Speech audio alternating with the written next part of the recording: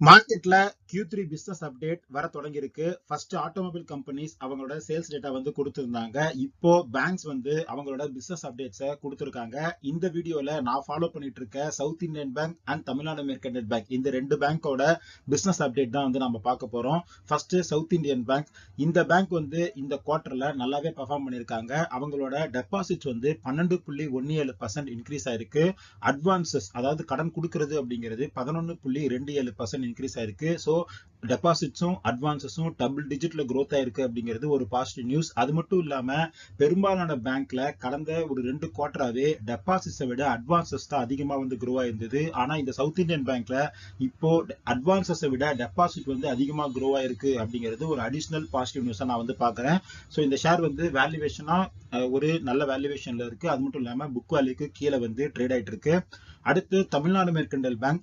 இந்த பேங்கோட business update எடுத்து பார்த்தோம் அப்படின்னா இந்த பேங்கோட அட்வான்சஸ் வந்து 16% வந்து இன்க்ரீஸ் ஆயிருக்கு. அதே சமயத்துல டெபாசிட்ஸ் வந்து 12.53% வந்து இன்க்ரீஸ் ஆயிருக்கு. ஸோ கடன் வந்து டெபாசிட்ஸை விட அதிகமா வந்து ரைஸ் ஆயிருக்கு. ஸோ இது வந்து ஒரு ஒரியிங் சைன் தான். ஆனா டெபாசிட்ஸ் வந்து டபுள் டிஜிட்ல growth ஆயிருக்கு அப்படிங்கிறத நான் வந்து ஒரு பாசிட்டிவா தான் பாக்குறேன். அதே மாதிரி காசா ரேஷியோ அந்த காசாவுமே வந்து 14.93% வந்து இன்க்ரீஸ் ஆயிருக்கு. ஸோ இந்த பிசினஸ் அப்டேட்ஸ்னால இன்னைக்கு மார்க்கெட்ல சவுத் இந்தியன் பேங்க்கும் சரி தமிழ்நாடு மெர்கன்டைல் பேங்க்கும் சரி பாசிட்டிவா தான் வந்து ட்ரேட் ஆயிட்டு இருந்தது. ஏன்னா ரெண்டுமே ஓரளவுக்கு நல்ல வேல்யூவேஷன்ல இருக்கிற பங்குகளா தான் வந்து இருக்கு.